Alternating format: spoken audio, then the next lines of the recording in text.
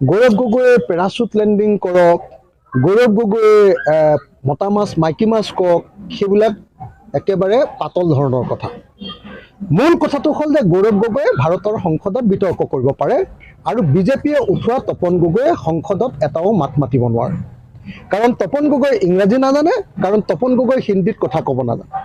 হিন্দীত কথা ক'ব নাজানিলে, ইংৰাজীত কথা ক'ব নাজানিলে এজন সাংসদ হ'ব কেনেকৈ পাৰিব কওক? গতিকে এজন বেয়া সাংসদক, যাৰ কোনো পাৰফৰ্মেঞ্চ নাই, আমাৰ শিৱসাগৰ সমষ্টিৰ এটাও উন্নয়নমূলক কাম তপন গগৈ কৰা নাই, সেই মানুহজনক আমি ভোট দি কি লাভ হ'ব? আৰু যিজন মানুহে গোটেই ভাৰতবৰ্ষ কঁপাই আছে, গৌৰৱ গগৈ, তেওঁ যেতিয়া নিৰ্বাচন খেলিছে তেওঁক পেৰাচুট লেণ্ডিং কৰা বুলি ক'বলৈ যোৱাটো কেনেকুৱা ধৰণৰ এটা প্ৰশাসনমূলক কথা কওক?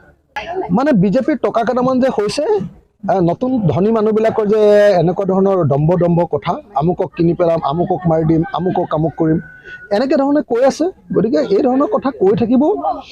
কিন্তু মই জানো যে আমাৰ যোৰহাট লোকসভা সমষ্টিৰ মানুহে, আমাৰ শিক্ষিত মানুহ ইয়াৰ মানুহবিলাক সংস্কৃতিবান মানুহ, ইয়াৰ মানুহে গৌৰৱ গগৈক জিকাব।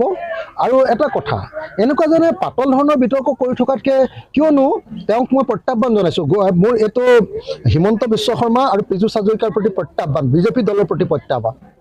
আপোনালোকৰ যদি সাহস আছে, আমাৰ শিৱসাগৰৰ বৰ্ডিং ফিল্ডত তপন গগৈ আৰু গৌৰৱ গগৈ এটা বিতৰ্ক অনুষ্ঠান পতা হওক। তপন গগৈ আৰু গৌৰৱ গগৈ এটা বিতৰ্ক অনুষ্ঠান পতা হওক। এফালে হিমন্ত বিশ্ব শৰ্মা তপন গগৈক সহায় কৰিবলৈ থাকিব আৰু গৌৰৱ গগৈৰ কাষত মই থাকিম। এইটোৱে সুস্থ বিতৰ্ক হওক না।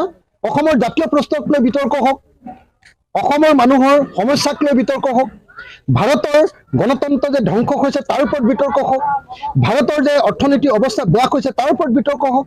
তেতিয়াহে দেখিম কাৰ কেণ্ডিডেট ভাল।